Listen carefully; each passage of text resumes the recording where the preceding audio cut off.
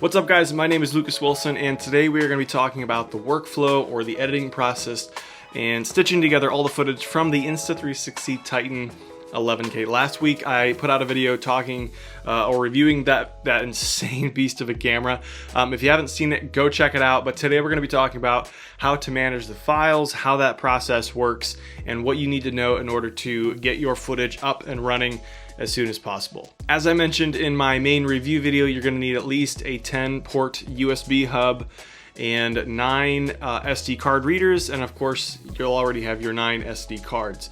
Insert all of your SD cards into the readers and then insert the readers into the port. I will say one thing I didn't expect with having this many card readers in this big of a USB hub, probably just because I'm not used to using a hub like this, is it gets really hot. Honestly, it gets almost too hot to touch. When I would go to pull the readers out at the end, I'd have to just yank them out really quick and let go. So just be careful that you just keep an eye on it, make sure it doesn't get too warm. You don't want to start a fire or anything.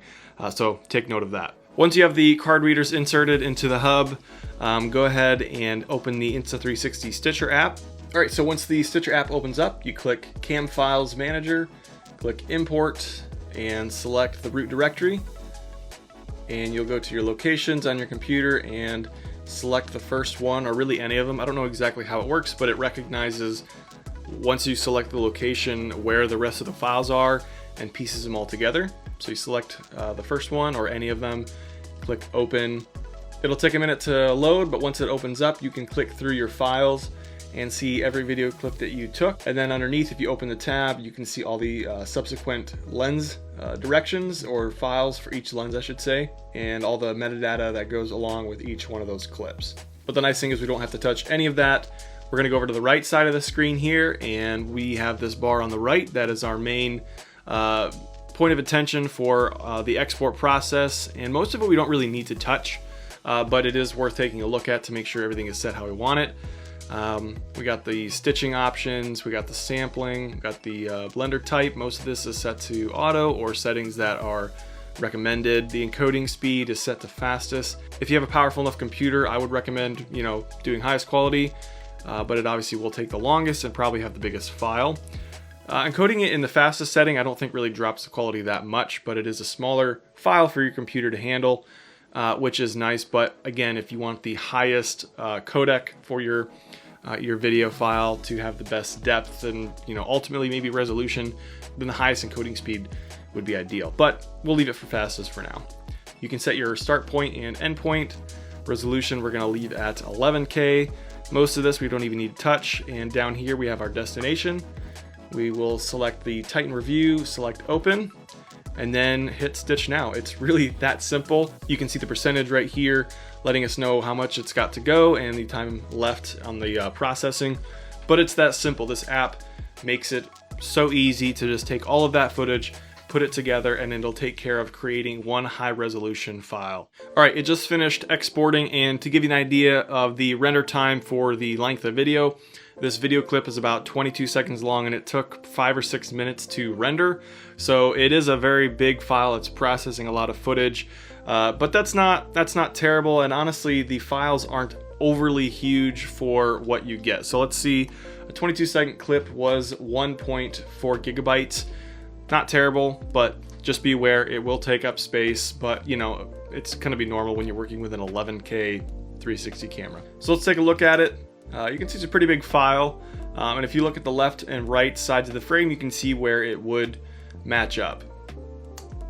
Now, if you're wanting to export this clip on a normal flat export, meaning you don't want to view it as a 360 clip, but you do want to sort of reframe where you want to go, you would open the Insta360 Studio app. This is an awesome app. They've done a great job modifying this to work really smoothly and be very easy to operate. So we're going to open the Studio app, take this clip, just drop it right in. It'll load it in. And from here you can see that you could look all around. You can look up, down, left, right. You can look everywhere. So to look around wherever you want, you're going to use keyframes. And if I just hit the space bar, hit play, it'll start playing through. To add a keyframe, we hit this plus button there. It adds a keyframe. We let it run to where we want to go next. Maybe we want to look over towards the water because we don't want to watch me talk. We'll just move it over here and we'll hit another keyframe. And you can see if we start again back at this keyframe, hit play, it will then move to where we want it to go. And you can keyframe it to point wherever you want, go as tight into the shot as you want, or go, you know, all the way out as much as possible with the shot, because you can zoom out pretty wide. Obviously it's kind of a fisheye look, but you know, it is an option. Of course, then you can also zoom pretty far in as well. And you can see the quality of this is pretty decent for being a 360 camera. We're able to zoom in pretty far and it still hold up decently well for what you might expect with this kind of camera. All right, that's how you reframe your shot. If you don't want to export the whole thing, just bring your start point up a little bit, bring your end point down a little bit, hit export. I like to bring my bitrate up a little bit and it'll send it to our destination folder.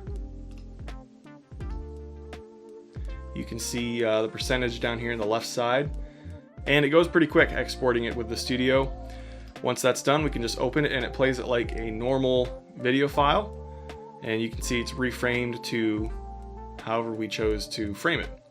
Pretty simple, super easy. I love that process. Now the last step is how I export and process my 360 videos to upload to, say, YouTube.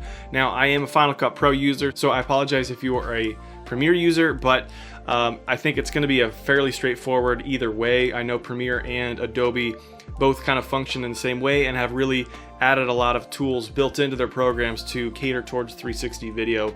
Used to be you'd have to get plugins to help with that processing of it, but Premiere and Final Cut both have a lot of built-in tools.